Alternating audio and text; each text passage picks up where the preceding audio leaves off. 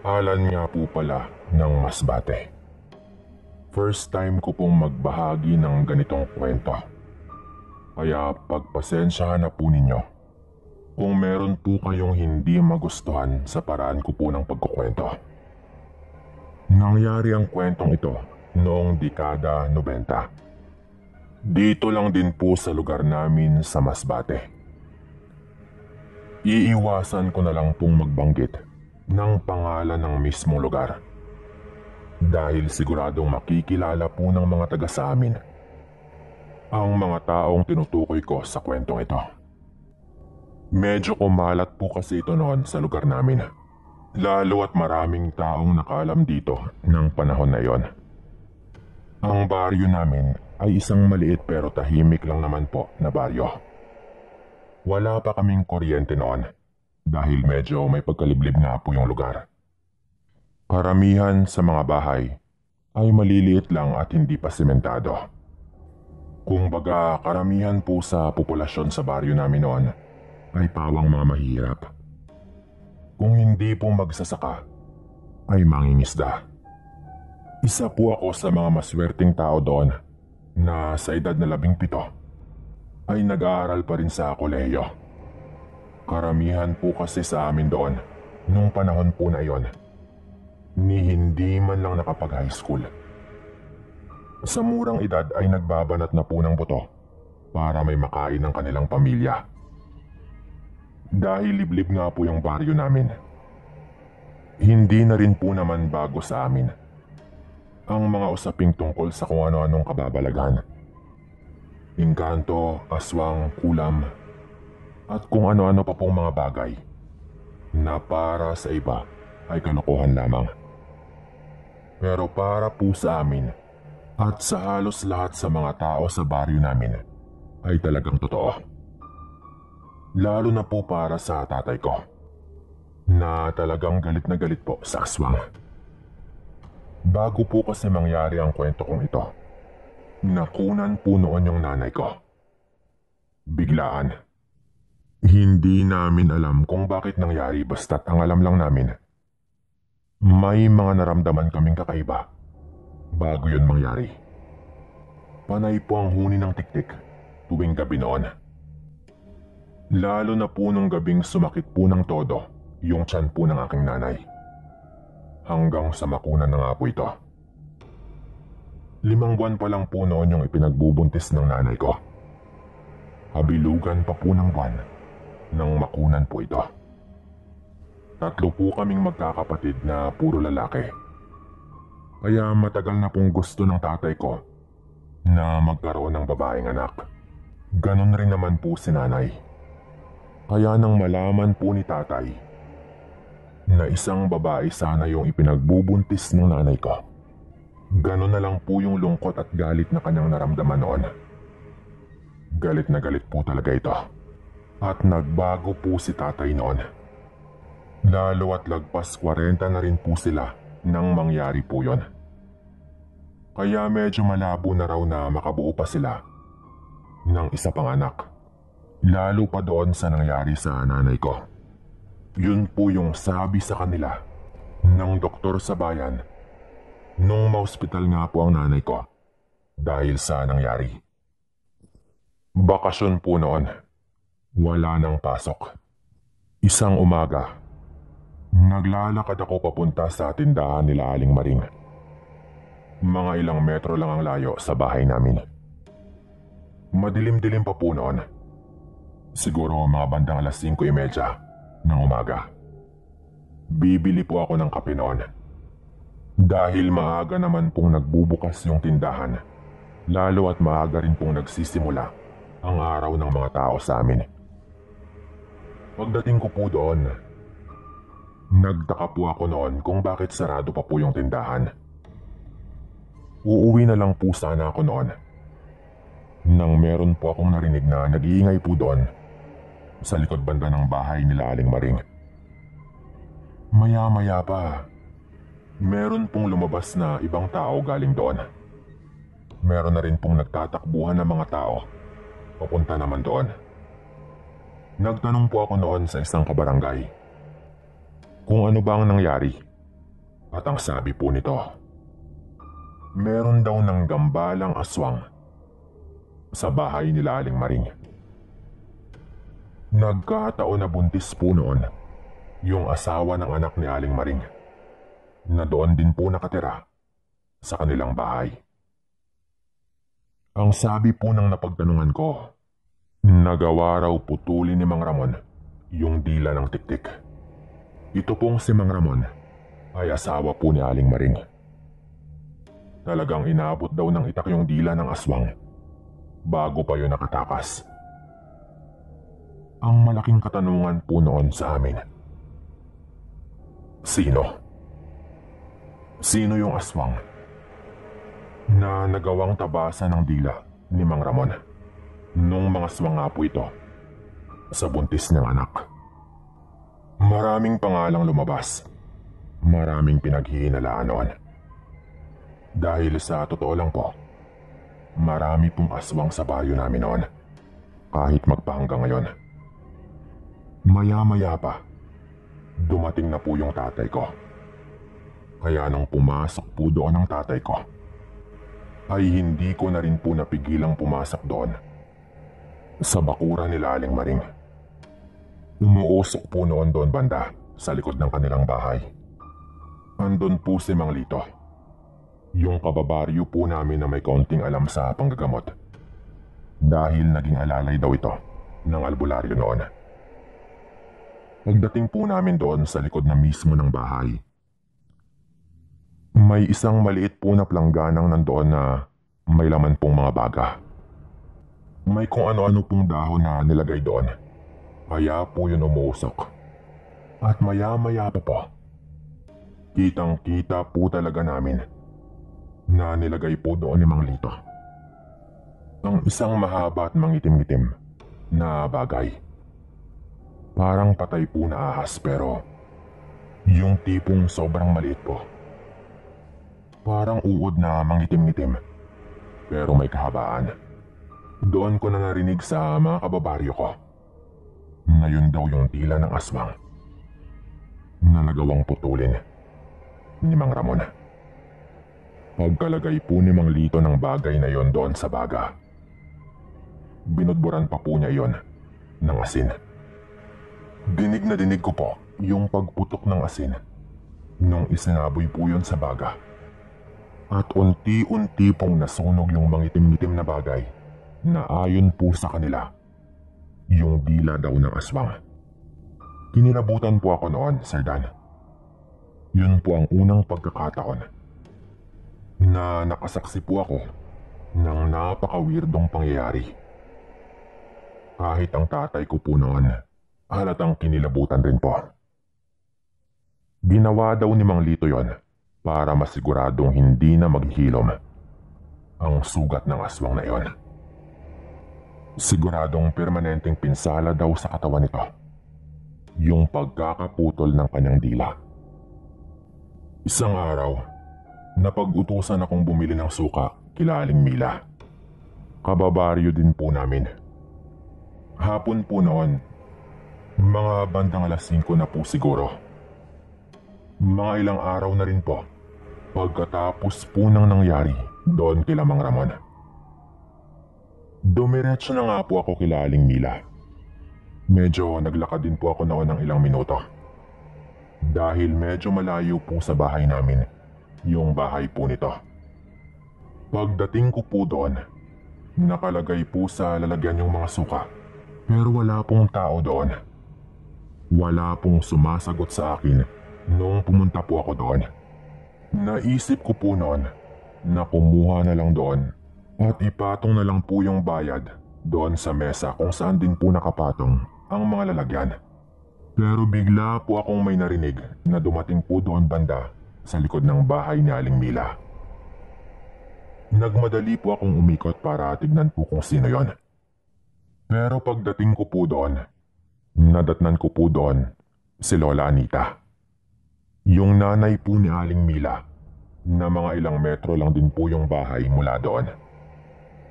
Nagtanong po ako noon agad, "Lola Anita, alam niyo po ba kung saan nagpunta si Aling Mila? Bibili po sana ako ng suka Tanong ko pa po noon. Pero hindi po sumagot sa akin yung matanda at agad po itong tumalikod sa direksyon ko. Kaya hinabol ko po ito. Lola, baka pwede po na sa inyo ko na lang po iwan yung bayad. Tanong ko pa po noon, sabay hinawakan ko po ito sa balikat para lang naman po sana kausapin niya ako. Pero wala pa rin po. Nung sinubukan ko na pong paharapin ito sa akin, doon na po nito mabilis na hinawi ang kamay ko. At nagulat po ako nung galit na galit po ito. Pero wala pong lumalabas na malinaw na salita sa kanyang bibig. Doon ko na po napansin na parang may mali po sa matanda. Nung ibinuka po nito yung kanyang bibig, agad ko pong nakita na parang naputol na po yung dila ng matanda. Kaya hindi po ito makapagsalita ng maayos. Hindi ko rin po alam noon kung bakit direkta ko pong sinabi at tinanong kung ano nga bang nangyari sa kanyang dila. Nung tanungin ko po yun, parang natauhan po yung matanda. Hindi ko po alam kung nakalimot ba ito sa kanyang sitwasyon, kaya hindi po niya naiwasang magsalita kahit gano'n na nga po yung kanyang sitwasyon. Ang pagkakaalam ko po noon, talagang nakakapagsalita ng maayos yung matanda nung huling kita ko po rito. At mas lalong wala po itong problema sa kanyang dila.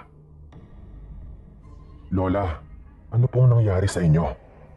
Nagtataka ko pong tanong, pero bigla pong dumating si Aling Mila. At ang sabi po nito, na-aksidente daw po yung kanyang nanay. At wag na raw po akong magtanong at kunin ko na lang kung ano yung ipinunta ko doon. Medyo galit pa po yung pagkakasabi ni Aling Mila doon, kaya hindi na nga po ako nagtanong at umalis na lang po ako pagkatapos kong kunin yung suka. Nagmamadali po akong umuwi noon, Sir Dan, dahil meron nga po akong nadiskubre at ayoko pong abutan ng dilim sa daan. Medyo padilim na rin po talaga kasi noon. Nung malapit na po ako sa bahay, paglingon ko po, nandun po sa likod ko yung matandang si Lola Anita. Mga ilang metro lang po yung layo. Sinundan po ako ng matanda. Alam na po kasi nito na nagduda po ako sa nadiskubre ko. Doon na po ako mabilis na naglakad talaga at agad po akong pumasok ng bahay namin pagdating ko po doon. Nung sinilip ko po sa bintana, agad rin naman pong nawala yung matanda. Kitang-kita po kasi yon dahil meron pong mahabang pilapil ng palayan papunta po sa bahay namin. Pagdating po ni tatay noon, mga bandang 8:00 po ng gabi, sinabi ko po sa kanya yung mga nalaman ko. Sandali pong natahimik ang tatay ko noon, na parang binalikan po nito ang lahat ng mga nangyari nung nakunan po si nanay. At pareho po sila ng naalala ng nanay ko na isa raw si Lola Anita sa mga madalas makasalamuha ng nanay ko nang mangyari yon. Sa sandali po na yon, sinabi na po ni tatay na baka ang matanda nga rin po na yon yung dumali sa ipinagbubuntis ng nanay ko. Ngunit sa punto din po na iyon, bigla po kaming nakarinig ng huni ng tiktik. Napatayo po kami sa kinaupuan namin noon. Maya-maya pa po, sa mismong bubong na po namin, meron na pong kumakalampag. Ang sabi po ni tatay noon, mukhang alam na raw po ng aswang na nabulgar na po yung kanyang itinatago. Kumuha po agad ng itak si tatay noon. Sabay lumabas po ng bahay. Paglabas po nito, sumigaw po agad ito na pinaghahamon niya po yung tiktik. Yung bahay po namin, nasa gitna po ng palayan. Medyo malawak din po dahil minana po yun ng tatay ko sa lolo ko. Yun din po yung dahilan kung bakit napag-aral po nila ako. Dahil meron nga po kaming lupang sakahan. Nakailang sigaw na po si tatay noon, pero wala. Napasilip po ako noon sa bintana. At sa pagsilip ko po doon, nakita ko po mismo na tumalon po mula sa kaisa-isang puno ng mangga sa tabi ng bahay namin ang isang kakaibang nilalang na agad pong dinumog yung tatay ko.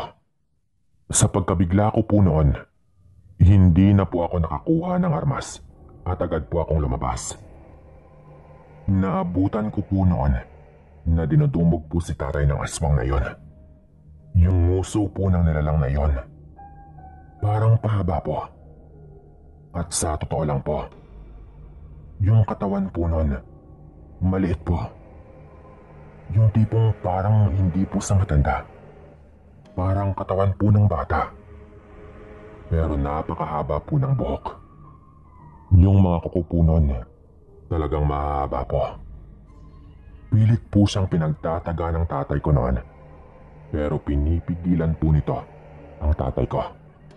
Sa kaba ko po noon, sinubukan ko pong hilahin yung buhok ng aswang para tigilan po nito yung tatay ko.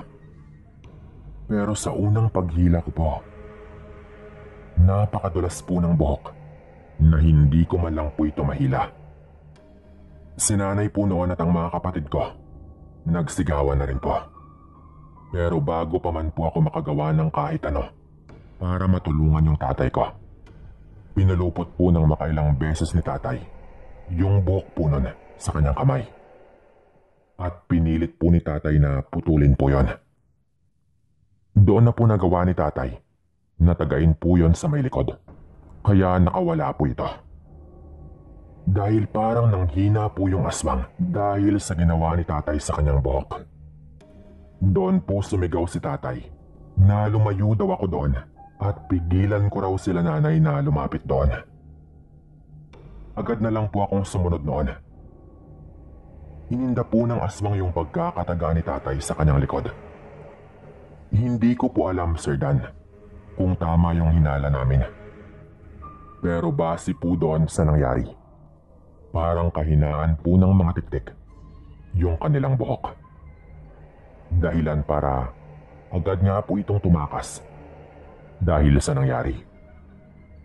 Tumalon lang po ito sa may palayan at nagsuot po doon na hindi na po namin nasundan pa dahil malamang po ay nagpalitan nyo na po ito. Nagdurugo din po yung kamay ng tatay ko noon dahil nakalmot nga po siya ng mahabang kuko ng aswang na yon.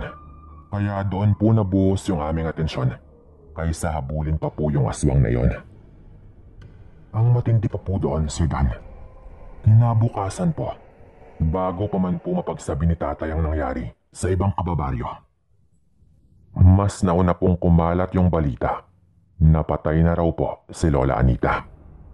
Agad nga pong nagtanong si tatay kung ano ba yung kinamatay.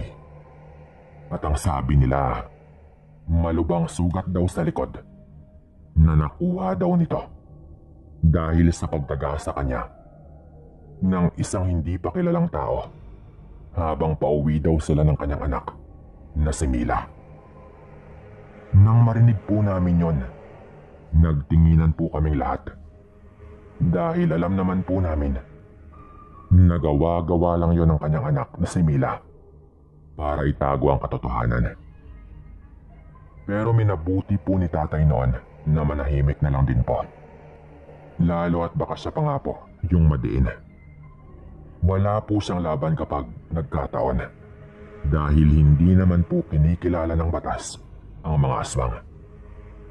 Ang sabi po ni tatay noon, hayaan na raw namin. Basta't ang importante, alam namin yung totoo.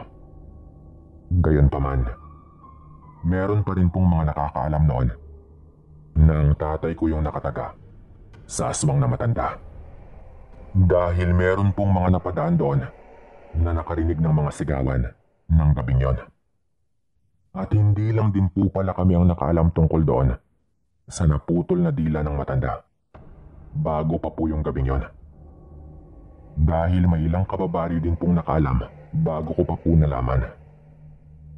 Ang sabi rin po nila, tinanggap raw po ni Aling Mila yung pagkaaswang ng kanyang nanay.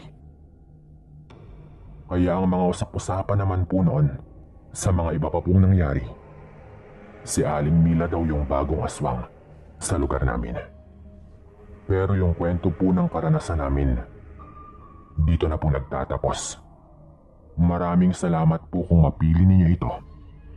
At hello po sa lahat ng mga nakikinig.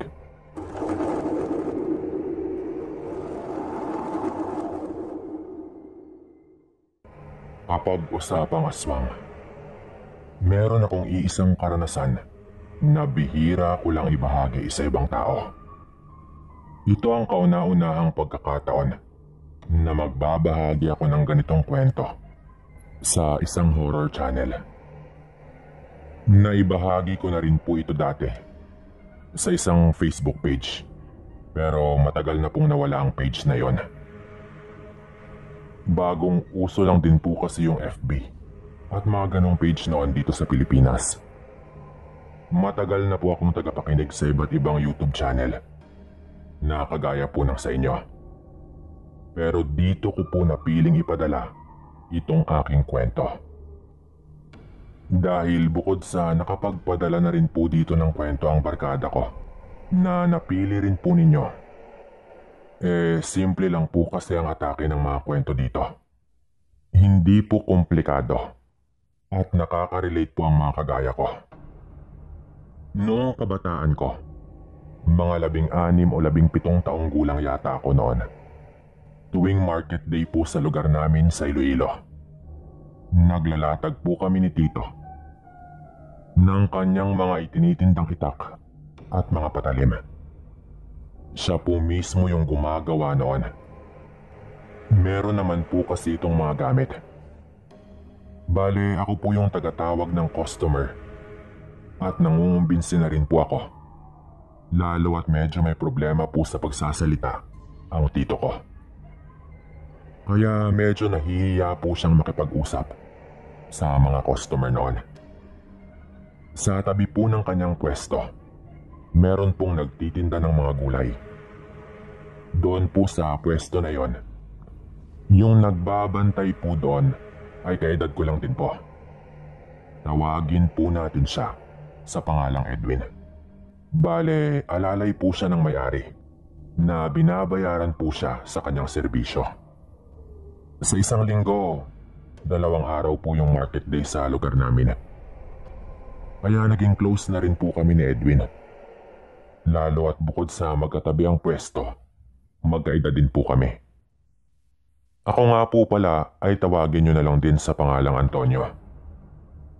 Sa pagkakaalam ko po noon, nakatira po si Edwin sa kanyang lolo at lola dahil ulila na rin po ito sa kanyang mga magulang.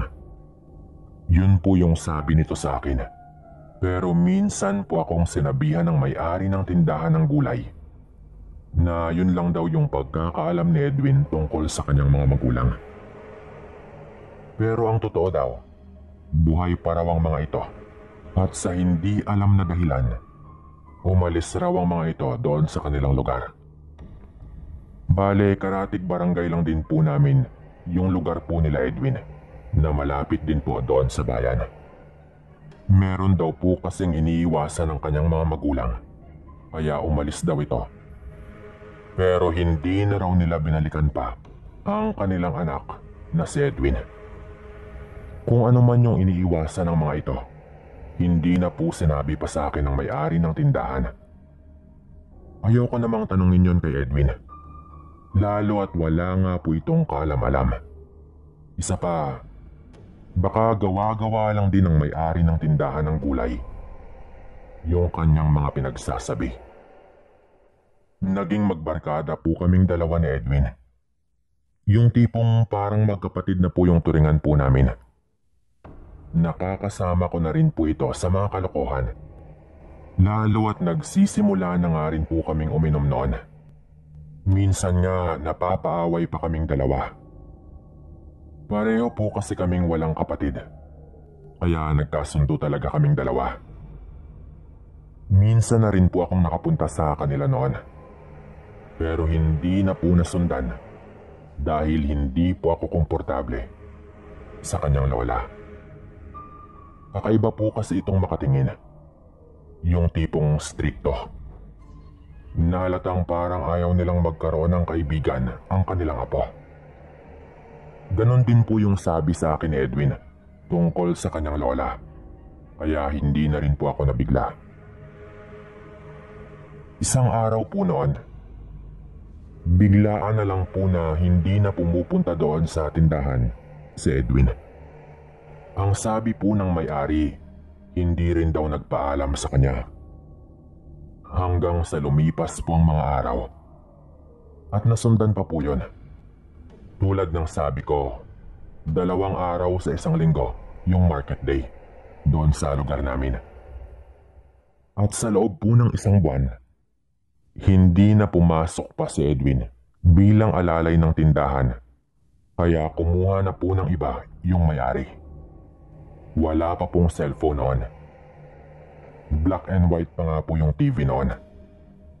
Kaya wala rin po talagang paraan para matanong ko po sa kanya kung ano nga bang nangyari.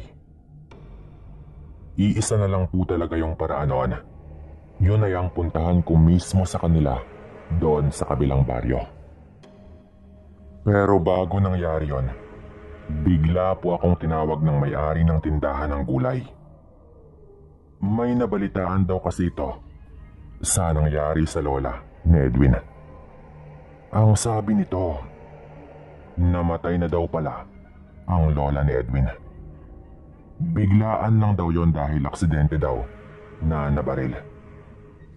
Pero maugong daw ang mga usap-usapan noon na hindi talaga aksidente ang nangyari doon.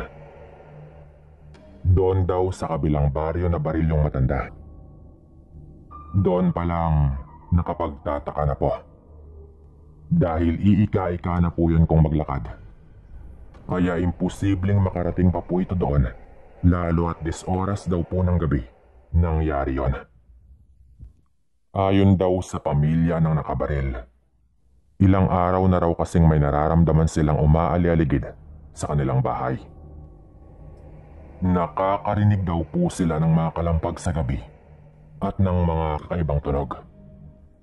Meron din daw bakas ng mga paa doon sa likod ng bahay nila na hindi raw nila matukoy kung kanino, lalo at hindi naman daw sila nagagawi doon. Nagkakasakit rin daw yung bagong panganak nilang sanggol. Pabalik-balik na raw sila sa doktor. Bumubuti naman daw yung lagay ng bata. Tapos pagkalipas lang daw ng ilang oras, magkakasakit daw ulit. Kaya ang ginawa daw nila ay tinawagan na nila ng albularyo. Doon daw mismo nila pinatulog yung albularyo sa kanilang bahay ng gabing yon. Nagbantay daw sa labas yung albularyo. At nung umiiyak na naman daw yung bata, nakita daw mismo ng tatay ng bata at ng albularyo na merong tumalon sa bubong ng bahay at gumapang daw doon sa itaas ng bubong. Doon na raw hindi nag-aksaya ng panahon yung albularyo. At meron daw itong mga sinisigaw daw na orasyon na nung ginawa daw niya iyon, nagmadali daw na tumalon yung aswang paibaba. Nahalatang natakot daw yon sa albularyo. At doon na raw ito sinalubong ng baril ng tatay ng bata. Ilang beses din daw itong nagpaputok. Nung tinamaan daw yon, parang hayop lang daw yung nangisay at hindi na raw makagalaw sa patuloy na pag-uusal ng albularyo ng orasyon. Nung magbalik daw sa normal, isang matandang babae daw na hindi nila kilala. Walang iba raw yon, kundi ang lola ni Edwin. Talagang tutuluyan na raw sana yon ng tatay ng bata at ng albularyo. Pero umiiyak daw yung matanda. At nagmamakaawa na hayaan na lang siyang makauwi sa kanila. Lalo at malubhaan na nga raw ang lagay nito na halatang hindi na rin makakaligtas. Naawa daw sa kanya yung tatay ng bata Kaya hinayaan na lang daw nila itong makauwi. At ang kapalit daw nun, hindi na maghahabol pa ang matanda para panagutin sa batas yung nakabaril sa kanya. Nakauwi pa daw talaga yung lola ni Edwin bago nga ito namatay. At ang pinakamahalagang detalye sa lahat, nagawa pa raw nitong ipasa ang kanyang pag-aswang. Walang iba kundi kay Edwin.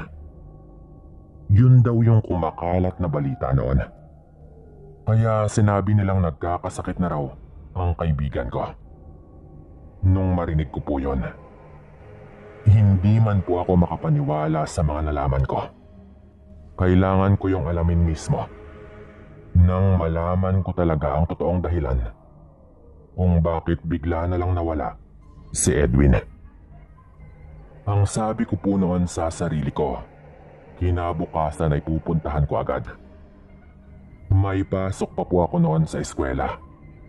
Kaya pagkagaling ko po doon, ginawa ko na agad ang aking mga obligasyon. Pinakain ko na po agad yung mga alaga naming manok. At nagsaing na rin po ako para sa hapunan. Padilim na po nung nakalis ako sa bahay papunta kila Edwin. Pero wala akong pakialam noon, basta't makumpirma ko lang ang katotohanan. Madilim na rin po noon nung dumating po ako sa kanila. Kumatok po ako noon ng makailang beses. May naririnig po akong boses sa loob, pero wala pong sumasagot sa akin. Nung nagpakilala po ako, narinig ko ang boses ni Edwin na parang hinang-hina na po. Maya-maya pa ay binuksan na nga po ng lolo nito yung pinto. Pagpasok ko po, siyempre agad ko pong hinanap si Edwin. Pero ang sabi po ng kanyang lolo, may sakit daw ito at ayaw daw nitong makita ko siya sa kanyang kalagayan. Pero nagpumilit po talaga ako noon, Sir Dan. Dali-dali po akong pumasok sa kwarto at doon na po tumambad sa akin ang bagay na hindi ko talaga inaasahan. Nakaratay po si Edwin sa isang higaan. Umayat po ito. At yung mga mata po nito parang walang tulog. Ang pinagtataka ko po noon, nakatali po yung kanyang dalawang kamay sa kanyang higaan. Nung tumingin po ito sa akin, halatang naiiyak po ito. Pero nagtanong po ako agad noon, totoo ba? Totoo ba yung mga usap-usapan? Tanong ko pa po noon at agad naman pong sumagot ng oo si Edwin. Pakiramdam ko po noon nanlalaki yung ulo ko dahil sa kaba. Nung makumpirma ko nga ang katotohanan, ayaw ko pa rin pong maniwala noon, Sir Dan. Kaya ang ginawa po ng lolo ni Edwin, may kinuha po siyang parang planggana na merong lamang sugatang manok. Yung tipong buhay pa pero hindi na rin magtatagal. Dumudugo-dugo pa po yun. Nung pinakita po nito sa kanyang apo, naglaway po si Edwin na parang isang hayop. Bigla pong nanlisik yung mga mata po nito na talagang parang natatakam po ng sobra at nagmamakaawang ilayo sa kanya yung hayop na yon dahil baka hindi raw siya makapagpigil. Direkta ko pong tinanong noon, aswang na po ba yung kaibigan ko? Tanong ko pa. At sinagot naman po yun kaagad ng oo ng lolo ni Edwin. Nung sabihin pa po nito na isa rin daw siyang aswang pero hindi daw siya tulad ng kanyang asawa, napabunot po ako ng dala kong patalim noon. Pero mahinahon po akong sinabihan ni Edwin na wag daw mag-alala at hindi ako sasaktan ng kanyang lolo. Bakit ba hindi niyo ipinagamot ang apo ninyo? Tanong ko pa po noon sa kanyang lolo. Huli na ang lahat. Ilang beses nang kumain ng hayop ang apo ko. Hindi hiyang ang kanyang katawan sa ipinasa sa kanya ng kanyang lola. Sa totoo lang, wala ako dito ng gabing yon. dahil binisita ko ang aking kapatid sa kabilang baryo. Pagdating ko dito, naipasa na sa kanya. Siguro naawa din si Edwin dahil magdurusa pa ang kanyang lola sa labis na sakit ng mga ilang oras o baka abutin pa ng ilang araw bago ito mamatay hanggat hindi pa niya naipapasa ang kanyang pagkaswang. Akala ko naman masasanay ang katawan niya sa oras na makakain siya ng hayop, kaya hinayaan ko din. Pero batang-bata pa ang apo ko. Hindi talaga kinaya ng kanyang katawan. Paliwanag pa po noon ng matanda habang si Edwin ay hindi na po nagsasalita at hinang-hina na po ito. Pinaalis na rin po nila ako noon. Nagpasalamat pa po si Edwin sa akin at ang sabi po nito, mas pipiliin pa daw niyang mamatay na lang kaysa maging ganap na aswang. Nabigla lang din daw siya nung ipinasa sa kanya ng kanyang lola. Sa sandali po na yon, Sir Dan, medyo nawawala na po sa kanyang sarili si Edwin. Yung mga ugat po nito sa kanyang mukha, talagang kitang-kita po. At hindi talaga niya napipigilan yung kanyang paglalaway. Dahil po doon ay pinalabas na nga po ako ng kanyang lolo. Hindi ko po alam ang mararamdaman ko noon. Paglabas ko po ng bahay nila, tumakbo na lang po ako agad pauwi. Sa isip ko po noon, rerespetuhin ko na lang ang kagustuhan ni Edwin na mamatay na lang kung yun na lang din yung paraan. Kaysa naman makapaminsala pa ito. Ilang araw lang po pagkatapos noon, nabalitaan kong namatay na nga po ang kaibigan ko. Nilibing daw po ito agad. Hindi na po ako nagpunta sa libing. Ito po yung kwento tungkol sa malagim na sinapit ng kaibigan ko. At patunay po ito na hindi lahat ng pinapasahan ay nahihiyang ang katawan. Merong mga taong hindi kinakaya ang ibinibigay na pag-aswang sa kanila. Lalo na po kung bata pa, kagaya ng kaibigan ko. Ni minsan po, wala po akong pinagkwentuhan na taga sa amin tungkol dito. Napakatagal na rin po ng panahon nang mangyari ito. Sana ay nasa maayos po itong kalagayan.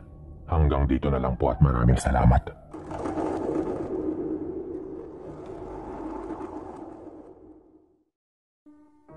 Hello po sa inyong lahat.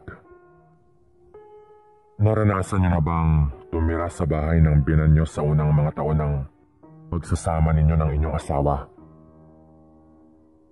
Ang kwento ko pong ito ay doon iikot.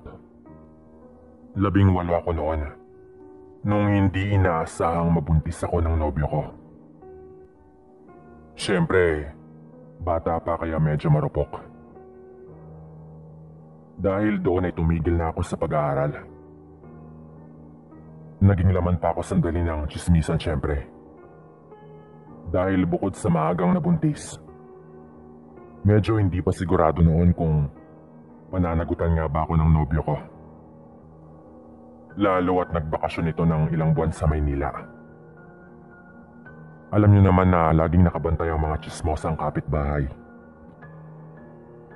Daig pa ang mga detective kung makapag-imbestiga. Ako nga po pala ay taga Catanduanes. 2002 nung nagsimula itong kwento ko. Tinis ko ang mga masakit na salita ang ibinato sa akin ng mga kamag-anak ko mismo. Yung mga magulang ko po kasi, sinubukan namang intindihin muna ako. Pero yung mga kamag-anak ko naman, naku, halos imudmud sa akin ng paulit-ulit ang kasalanang nagawa ko. 4 na buwan na ang tiyan ko noon nung tumawag sa akin ang nobyo ko at sinabing pananagutan ako at pakakasalan. At ilang araw nga ay umuwi na rin ito, galing sa kanyang pagbabakasyon sa Maynila. So ayun, sa wakas ay medyo napanatag naman ang loob ko. Tawagin niyo po pala akong Geneva. Ang asawa ko naman ay itago natin sa pangalang Harold. Nagpakasal nga kami agad-agad ni Harold. Nagkataon namang may kasalang bayan noon, kaya hindi na kami nagdalawang isip pa. Simpleng handaan lang din na pinagtulungan ng mga pamilya namin at kaunti lang ang inimbita. Tipid-tipid din, lalo at magkakaroon na kami ng sariling pamilya. Napagkasunduan namin noon na doon na muna kami titira sa bahay nila Harold. Dahil medyo mas maluwag doon. At mas malapit rin sa papasukang trabaho ng asawa ko. Kinuha kasi siyang mekaniko sa talyer ng tito niya. Bata pa kasi ay marunong nang magkumpuni ng mga makina si Harold. Dahil na rin sa negosyo ng tito niya, medyo maaga itong nasanay sa talyer. Ang mga biyenan ko ay itago natin sa pangalang Nanay Gina at Tatay Lando. Sa mga unang buwan ko doon, alagang-alaga naman nila ako. Siyempre, ipinagbubuntis ko ang una nilang apo. May sarili kaming kwarto ni Harold. Bale yung setup namin, magkatabi lang ang kwarto namin at ng mga biyenan ko. Division lang na gawa sa plywood ang pagitan namin. Sa harap naman namin ay ang kwarto din ng dalawang kapatid na babae ng asawa ko. Simple lang ang bahay pero maluwag. Hanggang sa dumating na ang araw na nanganak na nga ako. Hilot lang ang nagpaanak sa akin noon. At maayos naman akong nakapanganak. Biniyayaan kami ng panganay na lalaki. Pero dito na unti-unting mapansin ko ang kakaibang mga ikinikilos ng biyenan ko. Ang sinasabi ko ay si Nanay Gina. Malamang hindi lang yun nag-umpisa nung nanganak ako. Pero kumbagay dito ko lang simulang napansin. Iniwan ko noon sandali ang anak ko isang hapon. Dahil kinuha ko lang sandali ang mga nakasampay na lampin sa may likod ng bahay namin. Nung tapos ko nang kunin ang mga sinampay, napadaan ako sa may bintana ng kwarto namin. Napatingin ako sa loob kasi, siyempre, sinilip ko ang baby namin. Pero napatras ako agad para magtago dahil nandoon sa loob ang biyenan ko. Si Nanay Gina. Siguro, iniisip niya na, ano naman, apo naman niya yon. Normal lang naman na pumasok siya doon, hindi ba? Pero kasi, napatras ako dahil kakaiba ang kanyang ginagawa. Nakayuko ito sa higaan kung saan nakahiga ang aking anak. Ang nakakapagtaka, inangat niya ang damit ng bata. At nakatitig lang siya sa siya ng aking anak. Ang mga mata niya ay nanlilisik. Nalatang may kakaiba talaga itong ginagawa.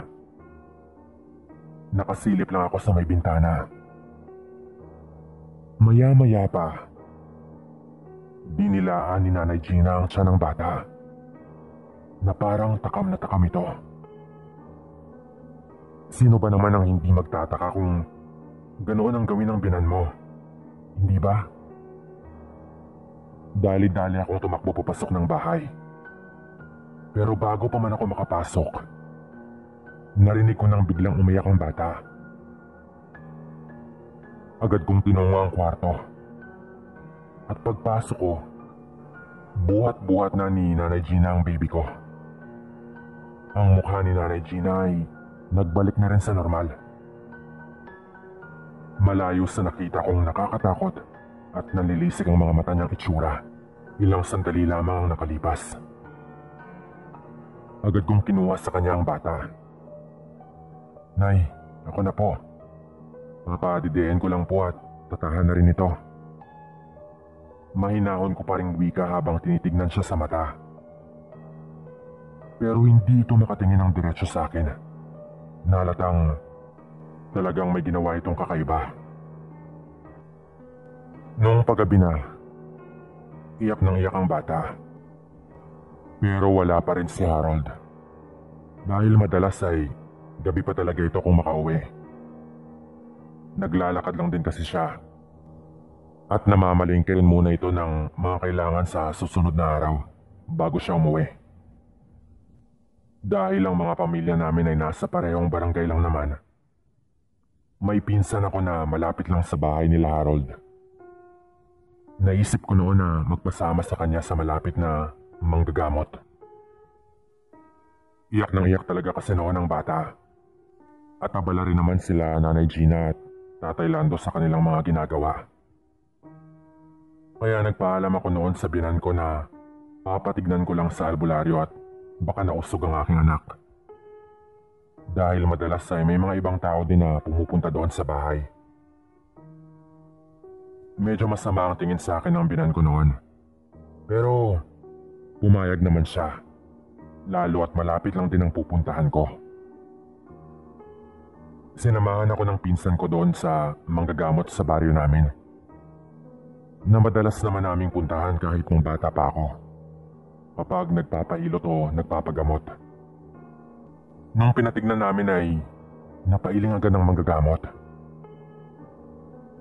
Iha, hindi ko alam kung paano ko ito sasabihin sa iyo. Oo, nausog ito. Pero hindi ng normal lang na tao. Nausog ang anak mo ng isang aswang. Mahirap man sa'yo to, pero kasama mo mismo sa bahay ang nakausog dito, Iha. Sigurado ka ba sa mga kasama mo sa bahay? Mag-ingat ka, Iha. Kung minsan kasi kahit pamilya ay pinapatos nila pag inaatake. Bilog pa naman ang buwan ngayon. Mahirap nang magsalita, Iha. Pero walang duda, kasama mo rin sa bahay ang may gawa nito. Medyo nag-aalangan pang wika ng albularyo. Dahil siyempre, ayaw naman itong siraan ang kasama ko sa bahay. Na noon ay alam kong walang iba kundi si Nanay Gina. Ginamot naman niya ang anak ko. Kasi nakatulog agad ito. At halatang bumuti na ang pakiramdam. May binigay siyang proteksyon na isabit ko lang daw sa damit ng bata. Ang sabi pa ng albularyo, magmadali na raw kaming bumukod ng bahay. Laking pasalamat ko naman noon dahil sa tulong niya. Lalo at mga lagpas isang buwan pa lang ang anak ko ng mga panahong ito. At sobrang kinakabahan ako kapag nagkakasakit ito.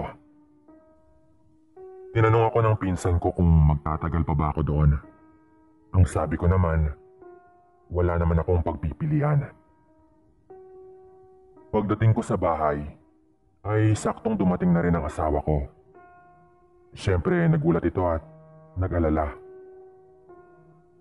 Nung nasa loob na kami, nagtatanong siya kung anong sabi ng albularyo. Hindi ko alam noon kung paano ko sasabihin sa kanya. Dahil hindi ko alam ang magiging reaksyon niya. Lalo at sarili niyang ina ang pinag-uusapan. Kaya minabuti kong ilihim na muna. Ang sabi ko lang ay nausog lamang ang bata. Pero hindi lang doon nagtapos ang lahat. Isang gabi, wala ulit ang asawa ko noon. Pati na rin si Tatay Lando. Umattend sila sa birthday party ng ninong namin sa kasal, na kumpare din pala ni Tatay Lando. Bali yung naiwan sa bahay ay kami ng anak ko at si Nanay Gina. Mga 10 PM na pero hindi pa sila nakakauwi. Kaya nag-decide ako noon na matulog na rin. Nasa kalagitnaan ako ng pagtulog nang bigla akong magising. Dahil parang may patak ng tubig sa aking pisngi. Katabi ko lang noon ang aking anak. Ako yung nasa may division. Medyo hindi pa ako tuluyang nagigising talaga noon nang hinawakan ko ang aking pisngi. Pero yung akala kong tubig, malagkit na hindi ko maintindihan. Kaya agad akong napadilat. Medyo madilim pero sa itaas agad ang una kong tinumbok. Dahil nga doon sa malagkit na tumutulo sa aking pisngi. At laking gulat ko dahil may isang babaeng mahabang buhok na Nakadungaw sa amin ang aking anak. Ang pinaka nakakatakot doon, nasa itaas siya ng plywood na division. Kalahati lang ng katawan niya ang nakadungaw sa amin. Habang nasa loob pa ng kwarto nila Nanay Gina ang kalahati, na parang inakyat niya ang division para dungawin kami. Agad akong napasigaw noon dahil kilala ko ito. Walang iba kundi si Nanay Gina. Napakapula ng kanyang mga mata at yung akala ko palang tubig na tumutulo, malagkit na laway na pala na mula mismo sa kanya. Naglalaway po siyang parang baliw. Sigaw ako ng sigaw noon at agad kong kinuha ang flashlight. Nanay Gina, apo mo po ito. Maawa naman po kayo. Katugo niyo po mismo to. Sigaw ko pa sa nanginginig ko ng boses. Hanggang sa agad ko ring narinig ang boses ni Harold na tinatawag ang aking ngalan habang tumatakbo na siya papasok ng bahay. Nagkataon pala na umuwi na rin sila. Dahil doon ay agad na bumaba si Nanay Gina sa division, pabalik sa kanilang kwarto. Inabutan ako ni Harold at ni Tatay Lando na nanginginig pa rin sa takot. Hindi na ako nag-atubiling sabihin sa kanila ang nangyari. Galit na galit si Tatay Lando noon. Ano ka ba naman, Gina? Sinabi ko naman sa iyong wag itong apo mo. Galit na wika pa niya kay Nanay Gina. Nagulat kami ni Harold noon. Para na rin nilang inamin na totoo ngang aswang si Nanay Gina. Hingi siya ng hingi ng tawad. At maging si Harold ay galit na galit din noon. Dahil doon ay lumipat kami sa bahay ng magulang ko. Hanggang sa magkabahay kami ng sarili. Ang alam ko, hindi ganoon si Tatay Lando. Si Nanay Gina lang. Mabuti na lang at wala kaming kadikit na mga bahay. Kaya baka wala namang nakarinig. Buhay pa si Nanay Gina hanggang ngayon. Pinatawad ko na siya pero hindi ko makakalimutan ang lagim na dulot ng aking binan. Salamat kung mapili mo ito. Hanggang dito na lang. Geneva nga pala ng Catanduanes.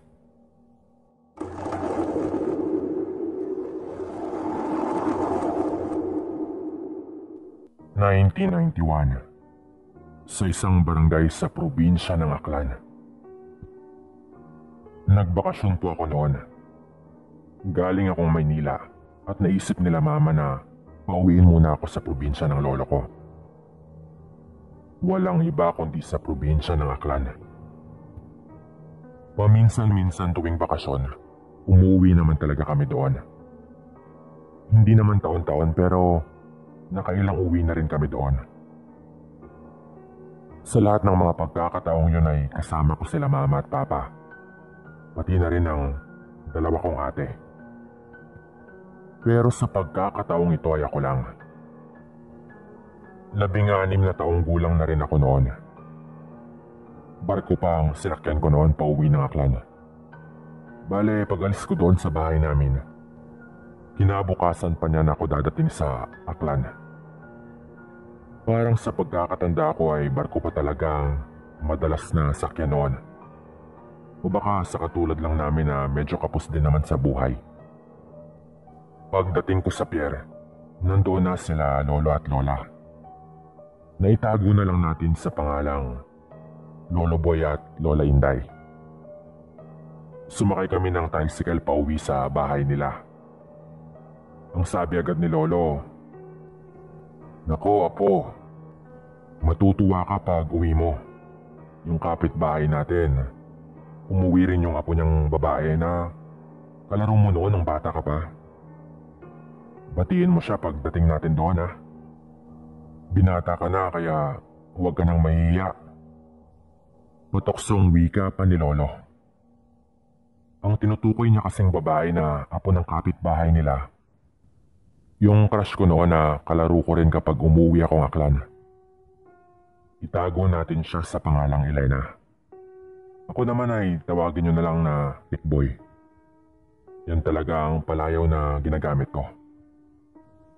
Nung malapit na kami, natanaw ko agad ang isang pamilyar na babae. Maputi at napakahaba ng buhok. Siniko ako agad ni Lolo, sabay ngiti din ni Lola. Oh, ayan na siya. Batiin mo ah. Wika ni Lolo sabay turo kay Elena. Magkatabi lang yung bahay kaya tumigil kami sa mismong pinagwawalisan ni Elena. Tikboy, kumusta na? Agad na bati ni Elena nung makita niya ako. Ngumiti naman ako sa kanya. Siyempre, ayokong ipaalata masyado na masaya akong makita siya ulit. Yung saktong ngiti lang ang ginawa ko. Pero biglang inagaw ang atensyon namin ng may isa pang tricycle na dumating. Tatay Emilio! Sigaw agad ng babae pagkababa niya ng tricycle.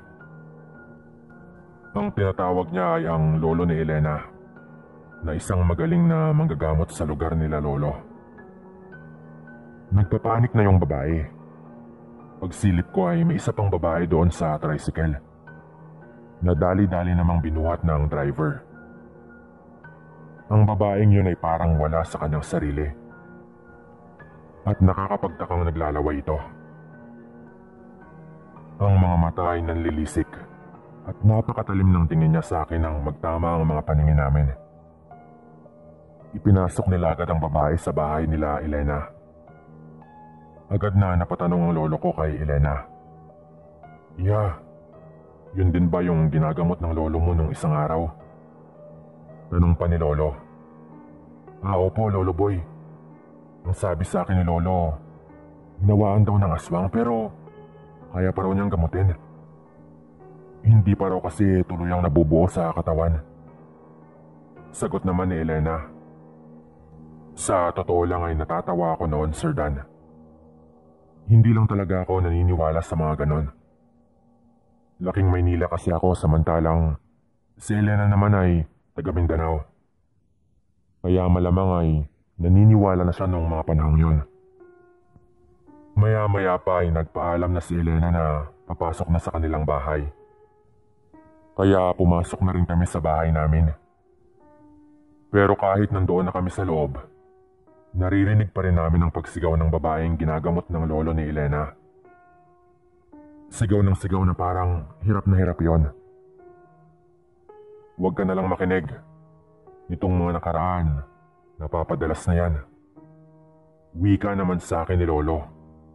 Tapos, inayos na namin ni Lola ang mga gamit ko. Sa totoo lang ay wala naman talaga akong pakialam noon. Ang iniisip ko noon, may sakit yung babae na doktor yung dapat gumamot. Pero hindi ko lang sinasabi ang opinyon ko sa mga ganong bagay. Dahil siguradong hindi kami magkakasundo ni Lolo sa mga ganon. Kumpare kasi ni Lolo ang lolo ni Elena. Kaya madalas din niyang maikwento sa akin ang mga nasaksihan niya sa panggagamot ni Lolo Emilio. Ako naman itong laking syudad na hindi talaga naniniwala. Kinabukasan, hiyang-hiya akong lapitan si Elena. Ibang-iba na kasi talaga siya. Dalagang-dalaga na at natuto na ring magayos sa kanyang sarili. Kaya ang ginawa ko, nagkunwari akong magtatanong kung nagamot na nga ba ng lolo niya yung babae. Nakangiti naman siyang sumagot ng oo. Nagamot naman daw at napigilan ng pag-aswang. Ilang araw din daw na pabalik-balik bago na ipaluwa. At yung araw na yun na tamang-tamang dumating ako, yun ang araw na tatanggalin na talaga ng lolo na Elena ang pagkaswang sa katawan ng babaeng yun. Simula nun ay medyo naging komportable na kami ulit ni Elena. Niyaya ko siyang umakyat ulit ng mangga doon sa may kakahuyan sa likod ng bahay. Parang tulad lang ng dati. Siyempre, pumayag naman ito. Nasabi kasi ni Lolo na marami raw ulit bunga ang mga mangga doon. Noong panahon yun kasi, wala pang mga cellphone na yan. Kaya mga ganitong bagay na parang hindi na pang bata ay ginagawa pa rin namin. Kahit pareho na kaming 16 na taong gulang noon. Nagkwentuhan kami doon habang kumakain ng hilaw na mangga na sinasawsaw pa namin sa asin. Ganoon kasi ang paborito namin simula ng pagkabata. Nung mga bandang 5:00 na siguro ng hapon yon, ito namang si Elena ay niyaya ko sa ilog. Tignan daw namin kung nandun pa ang bahay nila Jepoy. Yung isa pa naming kalaro noon na pumupunta lagi sa amin. Dahil ang nanay niya noon ay namasukang katulong sa bahay ng lolo ni Elena. Medyo malayo yun ah. Baka gabihin tayo niyan. Isa pa, alam pa ba natin ang daan papunta doon? Wika ako kay Elena. Pero tulad ng dati ay umiral na naman ang kapilyahan niya. Bahala na, tara. Kamustahin natin siya. Sagot naman ni Elena sa bahila sa akin. Ang sinasabi niyang ilog ay medyo malayo talaga. Lalo na at may kasukalan din talaga ang gubat. Lumipas ang mga ilang minuto pero parang naliligaw na nga kami. Sabi ko naman sa'yo nagbago na yung daan dito Wala na rin ang mga malaking punong palatandaan natin noon. Wika ako pa sa kanya dahil ibang-iba na talaga ang lugar. Hanggang sa medyo padilim na rin. Bumalik na lang kaya tayo. Wika naman niya. Ilang sandali din kaming nagpaikot-ikot doon sa gubat bago namin nahanap ang daan pauwi. Inabutan na kami ng dilim noon. Napapaisip na ako noon na baka pagalitan talaga ako ng lolo ni Elena. Siyempre, ako yung lalaki. At baka pag-isipan niya pa ako ng masama, lalo at babae ang kanyang apo. Pero, binaliwala ko yon. Dahil sa daan namin pabalik, hindi ko maipaliwanag pero bigla akong kinilabutan. Ganon din si Elena. Yun bang tipong ramdam niyong parang may nakamasid sa inyo? Kaya nagmadali na kami noon. Pagdating namin sa bahay nila Elena, nasa labas na ang kanyang lolo. Nag-aabang na bumalik na kami. Kinabahan ako noon pero nagmano lang kami sa kanya. Habang siya naman ay nakatingin lang sa malayo sa may kakahuyan. Nagulat ako nang bigla itong magsalita. Uuwi lang kayo ng gabi. Nagsama pa kayo. Wika pa niya. Nagtinginan kami ni Elena kasi hindi namin maintindihan ang kanyang ibig sabihin. May sumunod sa inyo dito. Ba't ba kasi kayo nagpagabi? Wika pa niya sabay sumigaw na ito habang nakaharap sa kakahuyan. Hindi mo ba ako kilala? Sigaw niya, sabay talikod at may kinuha sa loob ng kanyang bahay. Paglabas niya ay may hawak na itong buntot ng pagi. Naglakad siya doon banda sa may kakahuyan. Tapos, hinataw-hataw niya ang malaking puno ng kaimito doon banda. O ano? Kilala mo na ba ako? Gusto mo bang bumagsak sa lupa? Mula dyan sa kinalalagyan mo. Wika pa niya sabay tingala niya sa itaas ng puno. Ilang sandali lang ay biglang nagliparan ang mga ibong nakahapon doon. Na parang nabulabog ang mga ito. Tapos, may malaking ibon na biglang lumipad mula doon sa puno. Kahit madilim na ay kitang-kita namin yon. Dahil sa kakaibang laki nito. Ang sabi ni Lolo Emilio, may mga dumadayo daw na mga aswang doon. At sa gubat na yun mismo sila nag-aabang ng mga ginagabi sa daan. Napabuntong hininga na lang ako noon. Dahil parang napatutunayan na mali ako sa tuwing pinagtatawanan ko ang tungkol sa mga aswang. Natulog ako ng maaga pagkatapos nun. Pero sumapit ang ating gabi. At nagising ako sa mga lulong ng mga aso sa paligid. Yun bang tipong parang may nakikita ang mga ito? Ilang sandali akong nakatingin lang sa kisame. Hanggang sa biglang narinig kong sumisigaw si Elena. Bakod na kawayan lang kasi ang pagitan ng bahay namin. Kaya dinig na dinig ko talaga. Paglabas ko ng kwarto, bumangon na rin pala si Lolo dahil narinig din ito ang sigaw ni Elena. Agad kaming lumabas para tignan yon. Paglabas namin ng bahay, nakita agad namin ang kulay itim na ibon na paikot-ikot sa bahay nila. Maya-maya pa ay biglang bumukas ang pinto ng kusina nila Lolo Emilio. Paglabas ng matanda, dinig na dinig kong nag-uusal ito ng orasyon na parang sa salitang Latin. Hindi ako sigurado pero nitong mga panahon na ito ay tinuturo sa eskwelahan namin ang salitang Espanyol. Pati na rin ang Latin. Pero yung mga basic lang kumbaga, kaya pamilyar lang ako ng konti sa mga pinagsasabi niya. Agad akong hinila ni Lolo. Hayaan mo siyang gawin ang trabaho niya, Apo. Wika pa sa akin ni Lolo. Nakatingala lang kami sa itaas noon. Pero wala na doon ang malaking ibon. Nagulat na lang kami ni Lolo nang biglang mula sa puno ng kaimito, may biglang bumagsak sa lupa.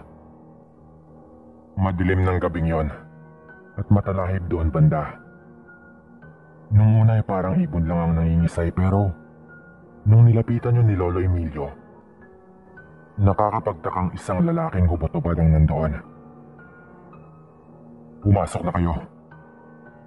Wika lang ni Lolo Emilio sa amin. Kaya agad akong hinila ni Lolo papasok.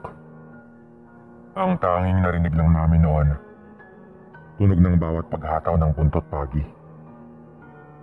Tumagal yon ng ilang sandali bago yon tumigil. Wala kaming ideya kung ano yung kinahinatnan ng lalaki. Ang sabi ni Lolo sa akin, wag na wag ka nang magtanong, Apo. Wag na wag ka rin magkwento at wala namang maniniwala sa'yo. Kinabukasan, agad akong pumunta para tanungin si Elena.